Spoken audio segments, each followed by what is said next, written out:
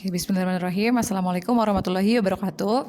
Alhamdulillah ketemu lagi dengan Bulia di pembelajaran sejarah kelas 12 ya.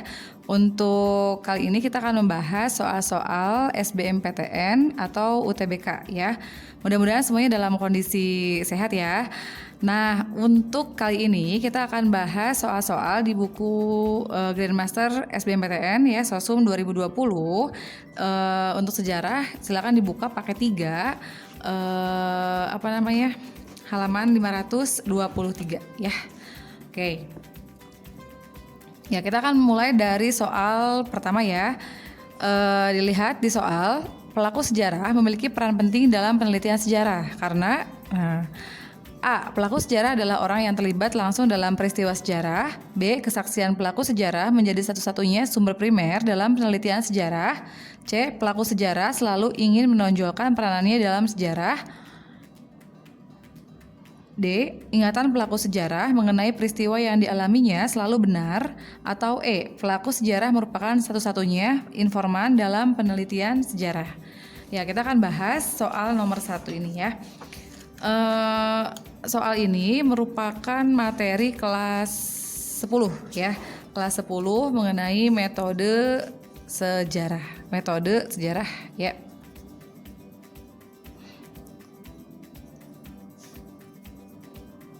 Ya. Masih ingat tahapan-tahapan metodologi sejarah? Nah, ini betul ya, ada 4 tahapan dalam penelitian sejarah ya, yaitu kita singkat di sini ada have, in, history ya. Apa aja itu? Oke. Yang pertama adalah heuristik atau mengumpulkan data, mengumpulkan sumber ya, verifikasi, seleksi sumber, interpretasi, penafsiran atau analisis, dan historiografi ya, atau penulisan sejarah. Nah, untuk tahapan verifikasi ya, atau untuk tahapan heuristik dan verifikasi ini merupakan tahapan yang sangat berkaitan dengan sumber. Kalau heuristik tadi pengumpulannya, kalau verifikasi itu adalah seleksinya. Nah, ngomong-ngomong tentang sumber sejarah, itu ada berbagai jenis ya. Nah, diantaranya ada yang disebut sebagai sumber primer ya, dan sumber sekunder. Oke, bedanya apa?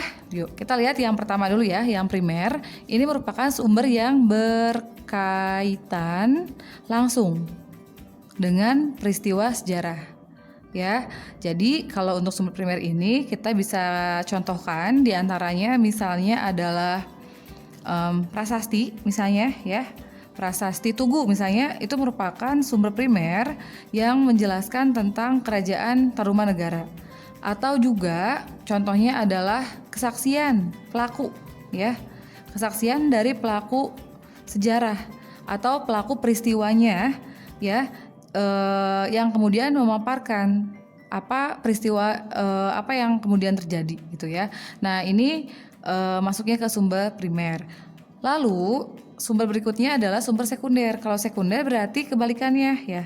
Ini adalah sumber yang tidak langsung berkaitan dengan peristiwa sejarah. Ya, diantaranya misalnya adalah buku ya, buku biografi yang ditulis oleh orang lain misalnya ya, atau misalnya koran ya.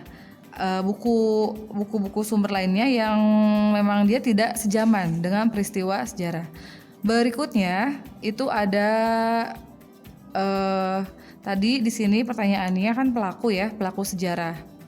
Nah, jadi pelaku sejarah ini masuknya ke dalam sumber primer. Nah, kalau dikaitkan dengan pertanyaan, peranan penting pelaku sejarah itu apa gitu ya. Nah, pelaku sejarah ini merupakan orang yang terlibat langsung dalam peristiwa sejarah. Nah, ini yang tepat ya, yang A. Kenapa bukan yang B? Nah, kalau yang B ini betul pelaku sejarah itu merupakan sumber primer, tapi bukan satu-satunya ya. Masih ada sumber primer yang lainnya ya. Kemudian yang C, pelaku sejarah selalu ingin menonjolkan peranannya dalam sejarah. Nah, ini kurang tepat ya. Karena apa? Seharusnya pelaku sejarah itu ketika dia memaparkan kesaksiannya ya harus objektif, harus sesuai dengan fakta, tidak boleh dikurang-kurangi atau tidak boleh dilebih-lebihkan. Yang D, ingatan pelaku sejarah mengenai peristiwa yang dialaminya selalu benar. Nah, ini juga kurang tepat ya. Ini kaitannya dengan yang C tadi ya, ada unsur subjektivitas. Kalau yang E, pelaku sejarah merupakan satu-satunya informan dalam penelitian sejarah. Ini juga kurang tepat ya. Oke, jadi jawabannya jelas yang opsi A ya. Oke, sekarang kita lanjut lagi ke nomor 2. Tujuan utama ekspedisi Pamalayu yang dilakukan oleh Raja Kertanegara pada tahun 1275 sampai dengan 1286 adalah, oke, masih ingat tentang Raja Kertanegara dari kerajaan apa? Ya, Kertanegara itu dari kerajaan Singosari ya. Singosari. Nah, ini merupakan materi Hindu-Buddha ya, materi kerajaan Hindu-Buddha yang dibahas juga di kelas 10 ya. Oke. Kerajaan Singosari, kalau misalnya kita dengar kata Singosari, pasti ini sangat identik dengan pendirinya, yaitu adalah Ken Arok ya. Tapi memang nggak cuma Ken Arok aja yang jadi raja di sana ya, nanti ada raja-raja lainnya yang menjadi raja pengganti dari Ken Arok ya. Siapa aja? Nah, ini dia raja-rajanya ya. Ada singkatannya Kantor Negara ya, Ken Arok, kemudian Anusapati, Tohjaya, Ranggabuni, dan Kertanegara ya. Kalau misalnya Ken Arok tadi kan dibilang sebagai pendirinya. Kemudian puncak kejayaannya pada zaman siapa? Puncak kejayaannya terjadi pada masa kerajaan Kertanegara. Ya, ini puncak kejayaannya. Tapi sekaligus juga ini akhir ya. Kemundurannya juga pada masa Kertanegara. Nah, pada masa Kertanegara ini identik sekali dengan satu peristiwa atau satu misi ya, yang kita kenal dengan misi ekspedisi Pamalayu ya. Nah, apa sih ekspedisi Pamalayu? Tentu saja ini merupakan sebuah misi yang dilakukan oleh Kertanegara untuk mempertahankan wilayah Singosari dari serangan bangsa asing. Bangsa apa? Nah, ini adalah bangsa Mongol ya. Jadi bangsa Mongol itu di bawah pimpinan Kubilai Khan itu berusaha untuk menguasai wilayah Asia Tenggara, khususnya saat itu di Singosari ya. Nah, tapi sayang upayanya kemudian terhambat gitu ya, karena memang Kertanegara tidak mau tunduk kepada kepada Mongol, Kubilai Khan. Hingga akhirnya Kubilai Khan merencanakan sebuah penyerangan besar terhadap Singosari. Nah, untuk mengantisipasi hal tersebut, maka Kertanegara kemudian melakukan ekspedisi Pamalayu untuk menghadang bangsa Mongol. Caranya dengan apa? Yaitu caranya dengan mencari dukungan, ya, dukungan dari kerajaan lain, ya. Nah, saat itu ekspansinya ke wilayah Sumatera. Di Sumatera itu ada sebuah kerajaan, yaitu Kerajaan Melayu yang turut juga mendukung ekspedisi Pamalayu ini. Ya, bahkan ada sebuah cenderamata gitu ya yang diberikan sebagai bukti tanda persahabatan, yaitu Arca Amogapasa antara Kerajaan Singosari dengan Kerajaan Melayu. Oke, jadi jelas nomor 2 itu jawabannya adalah apa? Ekspedisi Pamalayu ya, B ya, mencari sekutu untuk membendung serangan bangsa Mongol ya. Oke, sekarang yang ketiga ya, penyebab utama kegagalan Sultan Agung menyerang VOC di Batavia tahun 1628 adalah A. Banyak panglima Mataram yang membelot, adanya bantuan kerajaan Banten kepada VOC, dihancurkannya pusat-pusat logistik Mataram, terjadinya perebutan kekuasaan di pusat kerajaan Mataram, terjangkitnya wabah kolera pada pasukan Mataram. Ya, kita akan lihat ya di sini pembahasan untuk serangan VOC, serangan Sultan Agung ke VOC yang berkedudukan di Batavia. Oke, Mataram Islam ini merupakan kerajaan Islam ya di wilayah Jawa yang cukup kuat. Saat itu dikuasai oleh Sultan Agung. atau lengkapnya Sultan Agung Anyokrokusumo ya. Nah, Sultan Agung ini merasakan bahwa kehadiran VOC itu sangat mengganggu karena melakukan monopoli perdagangan dan juga menghambat ambisi atau upaya Sultan Agung untuk menguasai seluruh pulau Jawa ya, sehingga akhirnya pada tahun 1628 dan 1629 Sultan Agung melakukan serangan kepada VOC yang kedudukannya saat itu pusatnya di Batavia. Nah, tapi sayang 2 kali penyerangan ini semuanya mengalami kegagalan ya. Nah, kenapa gagal? Kita lihat ya, kita identifikasi faktor-faktornya. Ini ada yang disebut sebagai faktor umum ya, faktor umum. Di antaranya faktor umum ini yang pertama adalah faktor persenjataan ya. Pertama dari persenjataan ya, persenjataan yang digunakan oleh pasukan dari Sultan Agung ini itu masih tradisional ya, sangat jauh dengan persenjataan yang digunakan oleh pasukan VOC yang modern gitu kan ya, dan juga banyak ya. Oke, yang kedua itu adalah karena faktor apa? Faktor jarak ya, jarak yang jauh antara pusat kerajaan Mataram dengan Batavia itu juga menjadi salah satu faktor kegagalan dalam serangan tersebut ya. Oke, yang ketiga itu ada kekurangan logistik ya. Kekurangan logistik itu disebabkan karena ada pembakaran gudang-gudang logistik yang dilakukan oleh tentara VOC ya.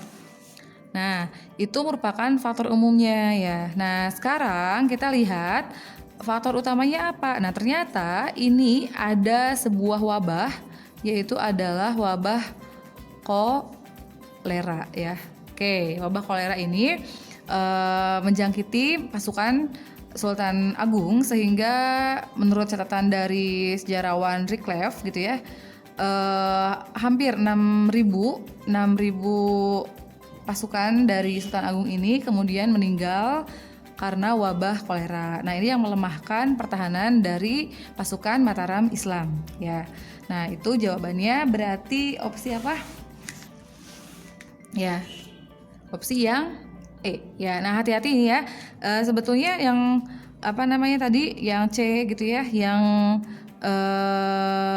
perebutan logistik gitu ya, itu juga sebetulnya betul, tapi kita lihat mana yang paling tepat di antara ke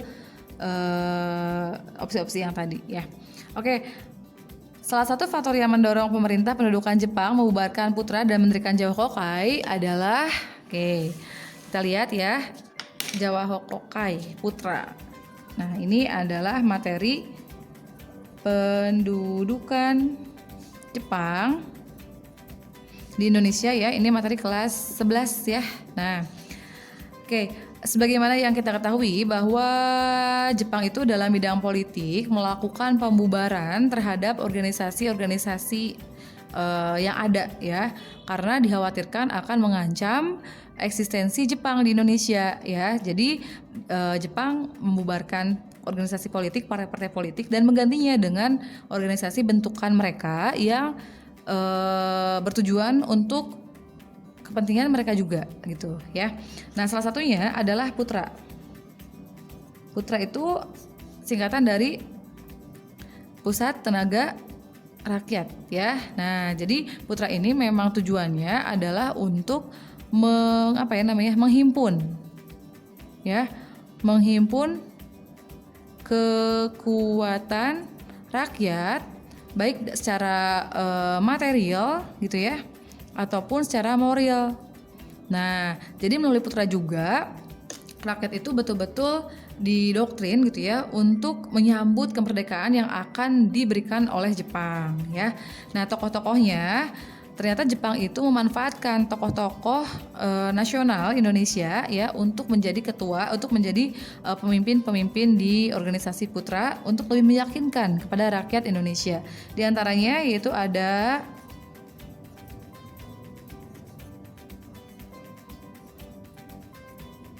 ya ini ya, Nah, Mas Mansur, Soekarno, Ki Hajar Dewantara dan Hatta ya. Tapi ternyata para tokoh-tokoh kita itu cerdik ya. Mereka malah memanfaatkan putra ini untuk menggembleng, untuk menanamkan nasionalisme kepada rakyat Indonesia. Nah, sehingga saat itu Jepang kemudian menyadari ternyata putra itu tidak sesuai dengan tujuan pembentukannya, tidak menguntungkan untuk Jepang. Akhirnya kemudian putra dibubarkan dan nantinya diganti oleh Jawa Hokokai ya. Jadi sebetulnya Jawa Hokokai sendiri ya tugas atau tujuannya pun sebetulnya sama dengan putra ya. Tuh, kita lihat, coba dicek ke soal opsi-opsinya yang mana yang betul tadi. Faktor yang mendorong pemerintah pendudukan Jepang membubarkan putra dan mendirikan Jawa Hokokai adalah ya para pemimpin bangsa Indonesia memanfaatkan putra untuk mendorong munculnya rasa kebangsaan ya. Oke, ini tepat ya. Kita lihat yang B-nya, para pemimpin putra tidak mau melakukan seikerei. Masih ingat dengan seikerei? Ya, seikerei itu adalah upacara membungkukkan badan ya ke arah matahari terbit. Nah, ini contoh Japanisasi yang dilakukan di Indonesia. Organisasi putra dianggap sebagai lambang seluruh aliran pergerakan nasional. Ini kurang tepat. Para pemimpin putra menjalin kerjasama dengan kelompok Islam. Ini juga kurang tepat. Para pemimpin putra tidak mampu menjalankan tugasnya ya. Oke, jadi jawabannya yang mana yang tepat tadi ya? Ini yang A ya. Oke. Ya, tadi ya, pemilu pertama ini dilakukan secara 2 tahap ya, yaitu pertama memilih DPR dan yang keduanya memilih anggota konstituante ya. Sedangkan untuk pemenangnya sendiri ini dimenangkan oleh 4 partai besar saat itu ya, yaitu adalah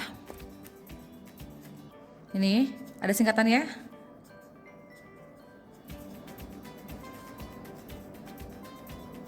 Ya, Poni Numas Kumis ya. Apa itu? Poni itu adalah PNI, NU, Masyumi, dan KI-nya itu adalah PKI. Ya, oke.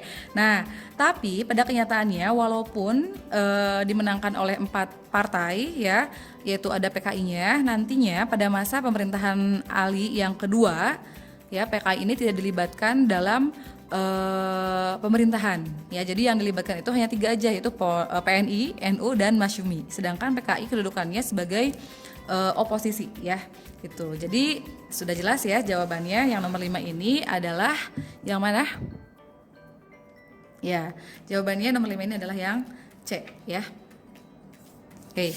Berikutnya kita lanjut ke nomor 6, yaitu Presiden Soekarno tanggal 19 Desember tahun 61 mengumumkan Trikora ya, yang bertujuan untuk apa? Menggunakan kekuatan militer sebagai usaha mengembalikan Irian Barat, mempertahankan kemerdekaan dan kesatuan Indonesia, menggerakkan rakyat sebagai kekuatan inti untuk mengembalikan Irian Barat, mengusahakan senjata dari negara-negara Blok Timur, membentuk pemerintahan sementara di Irian Barat. Oke, kita lihat untuk materi Irian Barat, ini juga materi kelas 12 ya, sudah pernah dibahas mungkin ya di pembelajaran kemarin. Oke, materi nomor 6 itu berkaitan dengan Irian Barat ya. Nah, pada tanggal 19 Desember tahun 1961 Presiden Soekarno ini mengeluarkan sebuah pidato ya. Nah, ini dikeluarkan pidato Trikora, Trikomando Rakyat ya, untuk atau dalam rangka pembebasan Irian Barat yang memang sejak Indonesia merdeka, Irian Barat itu belum masuk ke pangkuan NKRI ya. Jadi masih dikuasai oleh Belanda. Nah, sehingga upaya-upaya untuk merebut Irian Barat dari Belanda terus dilakukan, bahkan sampai dengan masa demokrasi terpimpin ya tahun 1961 itu. Oke, Trikora sendiri ini isinya ada 3 ya, namanya Trikora, ada 3 komando rakyat, yaitu adalah gagal, kibar, mobil ya. Apa aja gagal, kibar, mobil ini ya? Gagal itu adalah gagalkan pembentukan negara boneka Papua ya. Kibar, pengibaran bendera merah putih, dan mobil, bersiaplah untuk mobilisasi umum dan mempertahankan kemerdekaan gitu ya. Nah, implementasinya dari Trikora nanti dibentuklah ya Komando Mandala yang diketuai saat itu oleh Maijen siapa? Ya, ada Maijen Soeharto ya. Nah, itu untuk Trikora. Jadi sebetulnya tujuan dari Trikora ini adalah untuk membentuk apa? Ya, menggerakkan rakyat ya. Menggerakkan rakyat untuk mengembalikan Irian Barat. Jadi jawabannya yang mana? Tadi ya jawabannya adalah yang B ya yang B maaf yang C ya gitu. Oke, menggerakkan rakyat sebagai kekuatan inti untuk mengembalikan Irian Barat. Oke, sekarang kita lanjut ke nomor 7 ya, yaitu pertanyaannya kebijakan yang ditetapkan oleh pemerintahan Megawati Soekarno Putri tahun 2002 terkait dengan penanganan kasus korupsi di Indonesia adalah ya mengadili para pengemplang dana BLBI, membentuk Komisi Pemberantasan Korupsi, membentuk Komisi Pemeriksa Kekayaan Penyelenggaraan Negara atau KPKPN, membentuk Tim Gabungan Pemberantasan Tindak Pidana Korupsi atau TGPTPK, dan yang ketiga, yang terakhir yang E, membubarkan Badan Penyihatan Perbankan Nasional ya. Oke, untuk materi pertanyaan ke-7 ini berkaitan dengan apa ya? Materi reformasi ya. Oke, ini juga dipelajari di kelas 12 ya. Bab terakhir ya. Kalau nggak salah bab terakhir-terakhiran gitu ya. Oke, kita akan bahas opsi yang pertama itu BLBI ya. BLBI itu singkatan dari apa? Bantuan Likuiditas Bank Indonesia. Jadi BLBI ini adalah bantuan dari Bank Indonesia untuk bank-bank yang memiliki masalah ya. Jadi bantuan berupa kucuran dana gitu. Kemudian BLBI ini sebetulnya penyimpangan BLBI ini sudah terasa sejak pemerintahannya 2018 Jokowi ya. Oke, walaupun zamannya SBY juga sudah mulai terbuka tabirnya. Yang B yaitu adalah pembentukan KPK. Nah, KPK atau Komisi Pemberantasan Korupsi ini juga merupakan lembaga pemberantasan korupsi yang cukup besar dan independen ya, dibentuk pada masa pemerintahannya siapa? Ya, Megawati ya. Tuh. Kemudian yang berikutnya, opsi C itu ada KPKPN ya. KPKPN ya. KPKPN ini adalah singkatan dari apa? KPKPN tadi. Komisi Pemeriksa Kekayaan Penyelenggara Negara ya. Nah, untuk KPKPN ini dibentuk pada masa pemerintahan Presiden Habibie. Ya. Tuh. Dan yang opsi D yaitu adalah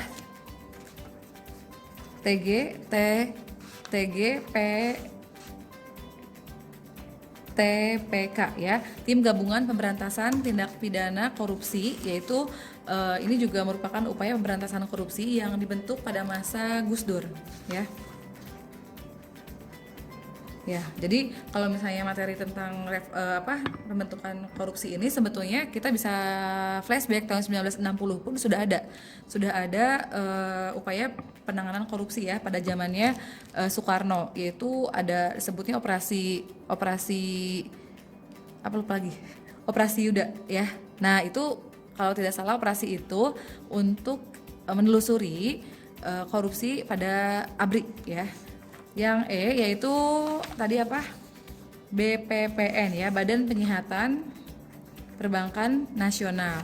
Nah, BPPN ini merupakan sebuah lembaga yang dibentuk pada masa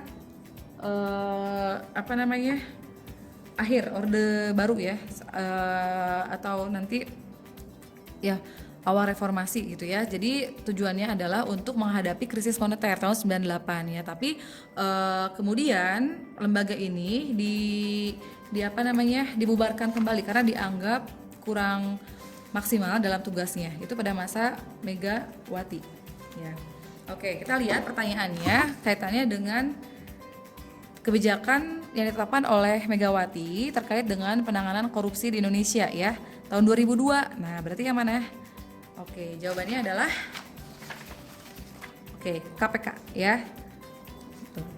Oke, sekarang kita lanjut ke nomor 8, yaitu soalnya salah satu warisan peradaban Mesopotamia yang sekarang menjadi salah satu busana khas masyarakat di Timur Tengah adalah. Nah, ini kayaknya ini juga merupakan materi kelas 10 ya, sejarah peradaban kuno. Itu tentang peradaban Mesopotamia ya, atau peradaban lembah sungai Efrat dan Tigris. Silahkan dibuka-buka lagi materi kelas 10-nya ya. Nah, ini sebetulnya materinya cukup luas ya. Dalam arti ini mungkin tidak dipelajari ketika di sekolah ya. Nah, abaya, kaftan, gamis, ini kayak nikob ya, tobe ya. Nah, pertama adalah abaya. Abaya, kaftan, gamis ini sebetulnya adalah pakaian yang memang sering digunakan oleh perempuan di wilayah Timur Tengah ya. Nah, tapi di sini yang lebih tepat sebagai warisan dari Mesopotamia itu adalah kaftan ya. Kenapa kaftan? Karena kaftan ini sudah dipakai oleh bangsa Persia kuno pada tahun 4000 sebelum Masehi ya. Abaya, gamis, nikob, tobe itu gamis ya, biasanya gamis, jubah, tapi biasanya digunakan untuk laki-laki ya. Itu kebanyakan di wilayah Timur Tengah ya asalnya. Kalau ini kan tadi Mesopotamia ya, Persia kuno. Itu kaftan jawabannya ya. Oke, sekarang kita lanjut ke nomor 9. Keputusan untuk membagi Vietnam menjadi Vietnam Utara dan Vietnam Selatan merupakan hasil dari perjanjian ya. Masih ada yang ingat materi tentang Vietnam Utara dan Vietnam Selatan? Oh, belum ya? Sekarang belum sampai ke situ ya di kelas. Baik, untuk nomor 9 ini ya, ini sebetulnya kaitannya dengan ini ya, perang dingin ya. Ya, imbas dari perang dingin ya. Jadi saat itu terjadi konflik ya, itu antara negara di wilayah Vietnam ya. Ada dua kekuasaan di sana, yaitu ada kekuatan di sana yaitu Prancis dan juga negara-negara Indo-Cina ya. Nah, nanti ada sebuah konvensi ya, atau perjanjian ya di Jenewa tahun 1954 ya, tepatnya bulan Juli, tanggal 15 Juli tahun 1954. Nah, inti dari konvensi Jenewa ini adalah membagi Vietnam menjadi Vietnam Utara dan Vietnam Selatan. Nah, ini sebetulnya awal terjadinya konflik Vietnam ya. Oke, nantinya Vietnam Utara ini diduduki oleh perkembangannya ya. Nanti ada Ho Chi Minh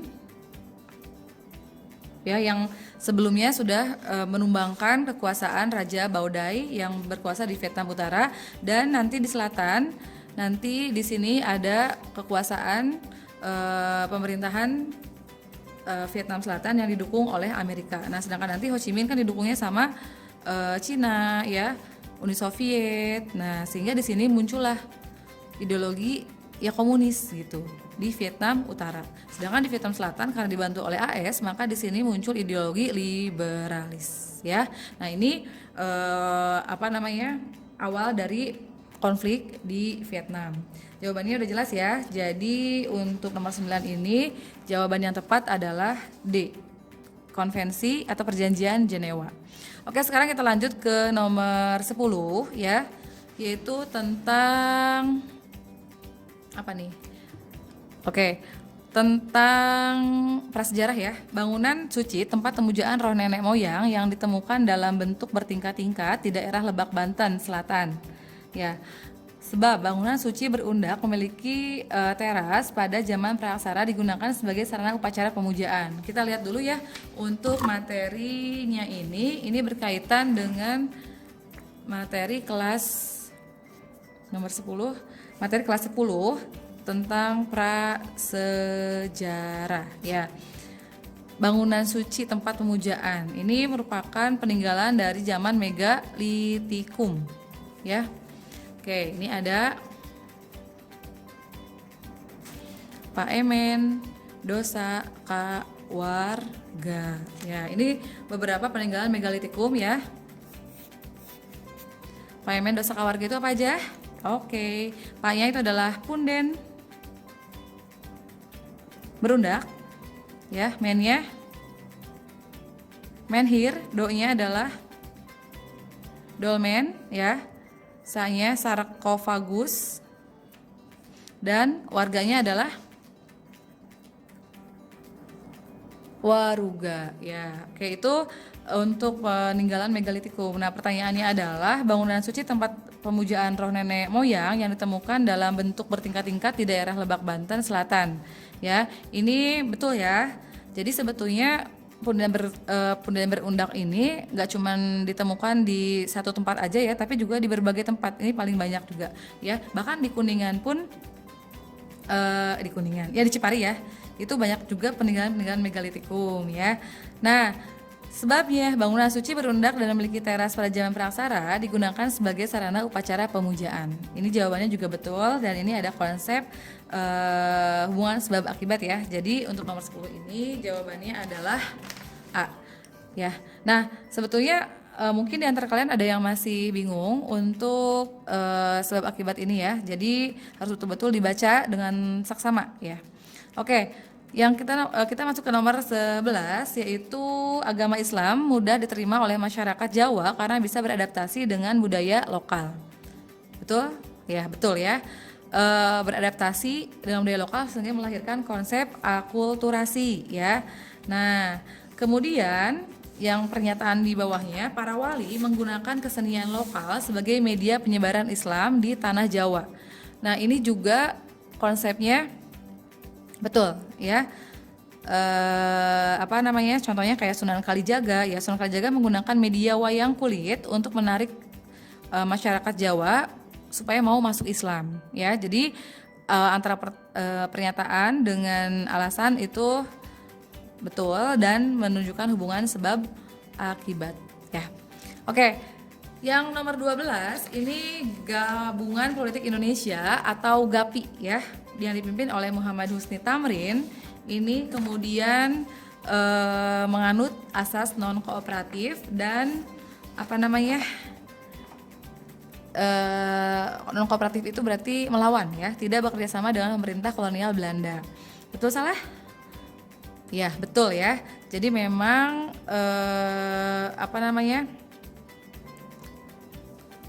ini asasnya non kooperatif. Yuk, sekarang kita lihat pembahasannya ya untuk GAPI. Ini juga masuk ke materi kelas 11 ya, pergerakan nasional ya.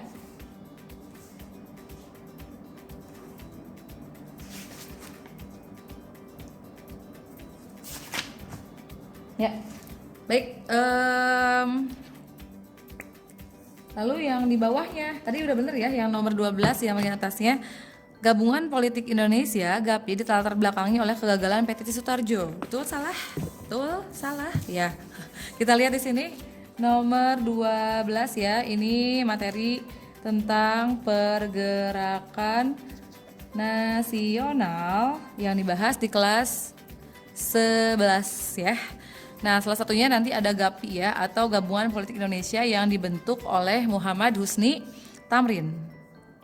Ya.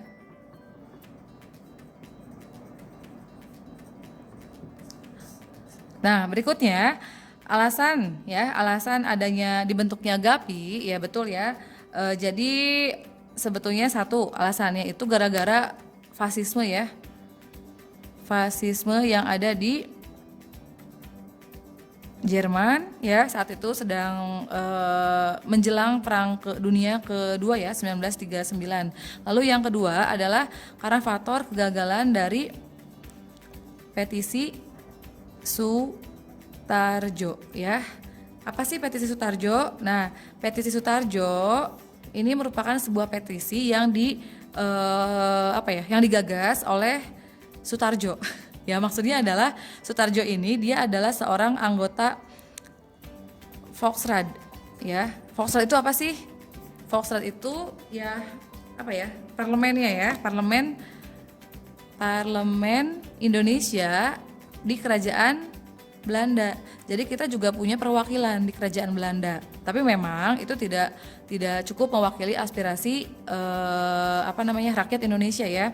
Nah, jadi memang anggota Volksraad ini ditunjuk oleh Belanda, sehingga yang dikira, maksudnya kalau misalnya orang tersebut dianggap menguntungkan, ya dia pasti akan dilibatkan gitu ya. Tapi Volksraad sendiri itu tidak mewakili aspirasi dari masyarakat atau rakyat Indonesia. Nah, petisi ini adalah isinya tentang tuntutan ya. Tuntutan dari tuntutan supaya Belanda dan perwakilan Indonesia gitu ya, itu memikirkan atau menyusun rencana tentang kemerdekaan Indonesia gitu ya, atas dasar persamaan ya, tanpa ada diskriminasi. Karena yang selama ini dirasakan ya ada diskriminasi gitu ya antara orang-orang Belanda gitu ya dengan pribumi. Nah, jadi ini tuntutan petisi Sutarjo yang akhirnya kemudian gagal, tidak dikabulkan, sehingga nanti muncullah GAPI gitu. Oke, paham ya? Baik, sekarang kita lihat berarti jawabannya apa tadi? Benar-benar berhubungan ya, jawabannya A. Oke. Sekarang kita masuk ke nomor 13 ya. Proklamasi di Balibo tanggal 29 November tahun 75 yang menyatakan pengintegrasian tim-tim kepada Indonesia didukung oleh partai. Nah, ini kaitannya dengan integrasi tim-tim ya.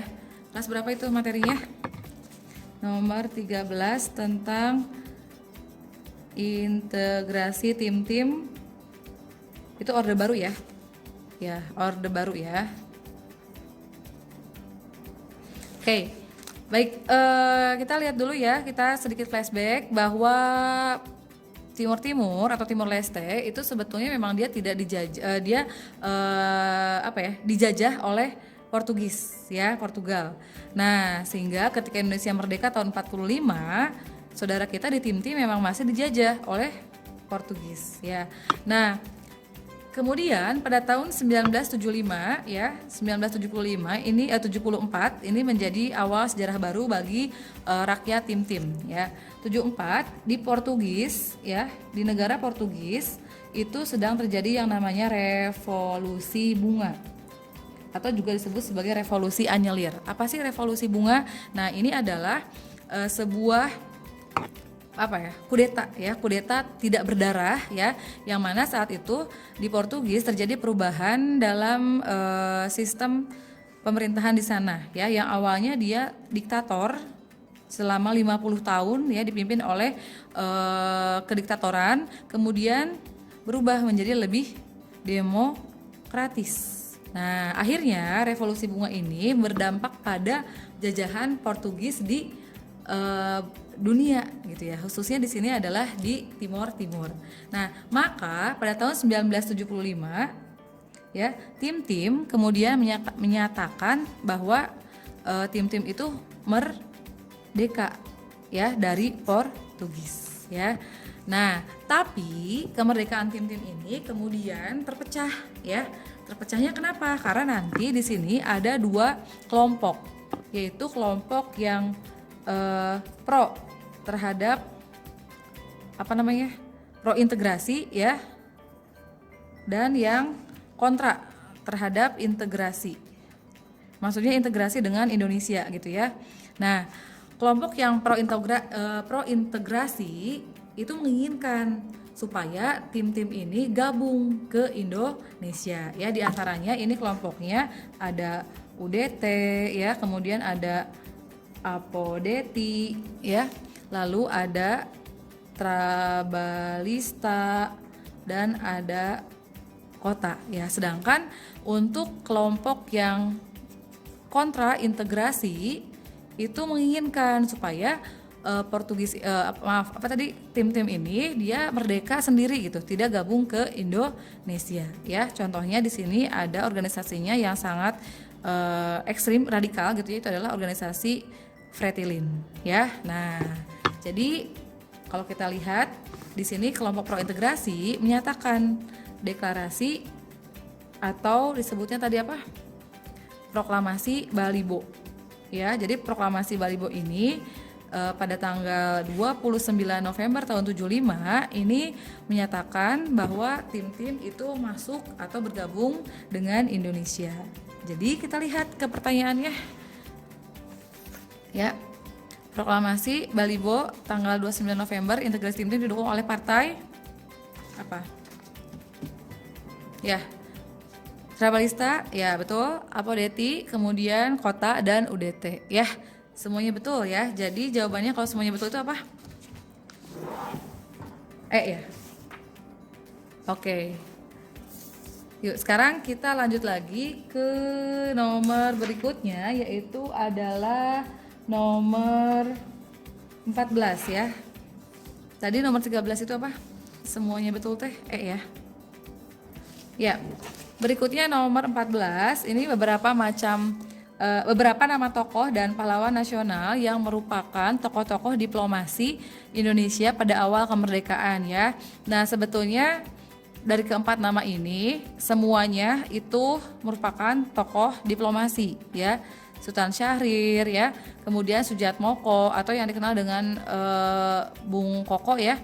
Kemudian ada Kiai Haji Agus Salim dan LN Palar ya. LN Palar juga dia merupakan diplomat juga ya. Tapi yang ditanyakan di sini kata kuncinya adalah pada awal kemerdekaan. Nah, berarti kita harus lihat nih manakah di antara tokoh-tokoh ini yang sangat berperan dalam diplomasi di awal kemerdekaan.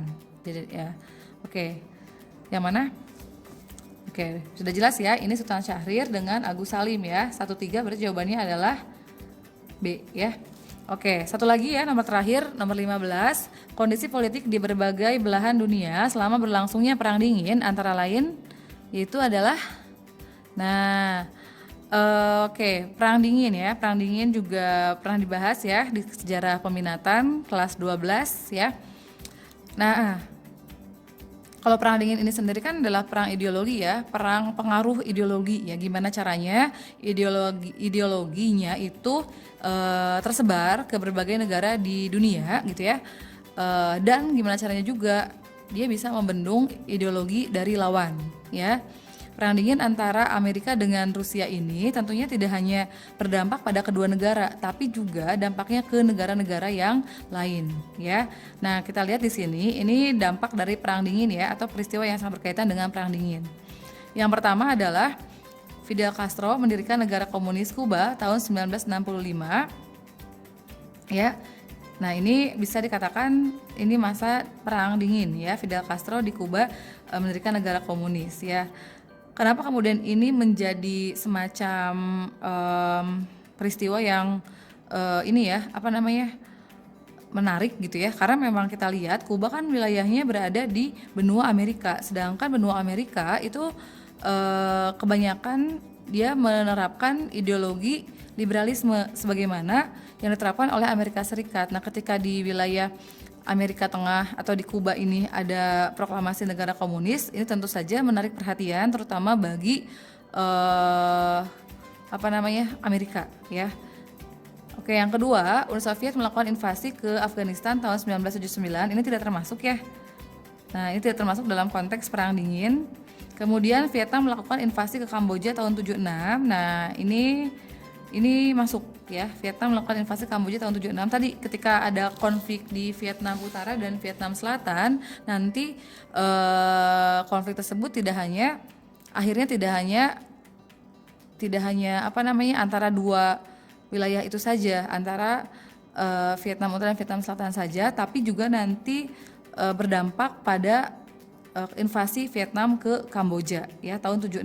Ini juga didukung oleh diakibatkan oleh Perang Dingin ya. Nicaragua dikuasai gerilyawan komunis Sandinista tahun 70 sampai dengan 90. Ini bukan jawaban yang tepat ya. Jadi yang tepat itu 1 dan 3 aja ya. B. Oke, nah Itu ya untuk pembahasan soal-soal sejarah tidak terasa ini dari nomor 1 sampai nomor 15. Terima kasih sudah menyimak ya. Mohon maaf kalau ada kekurangan ya, kekeliruan bisa dan pertanyaan nanti bisa dikomunikasikan ke saya atau ke guru sejarahnya ya. Nah, mudah-mudahan apa yang saya sampaikan bisa dipahami dan mudah-mudahan kalian juga kurang puas ya sehingga terus mencari dan mencari gitu ya. Sedikit apa ya namanya? Sedikit pesan gitu ya kalau untuk SBMPTN atau UTBK ini sebetulnya latihan kuncinya sebetulnya di latihan soal. Latihan soal terus menerus sehingga terbiasa dengan soal-soal karena umumnya soal-soalnya itu ya gitu-gitu aja. Maksudnya materinya itu aja, tapi memang ada variasi gitu ya. Dan sejarah itu luas ya. Jadi sejarah itu luas. Ada juga tadi yang ternyata pertanyaannya itu tidak pernah dipelajari di kelas gitu. Nah, kita juga harus selalu menambah wawasan kita dengan membaca ya, membaca buku gitu ya, atau mungkin artikel-artikel di internet yang berkaitan dengan sejarah ya. Oke, itu saja mungkin untuk pembahasan kali ini. Terima kasih telah menyimak. Assalamualaikum warahmatullahi wabarakatuh.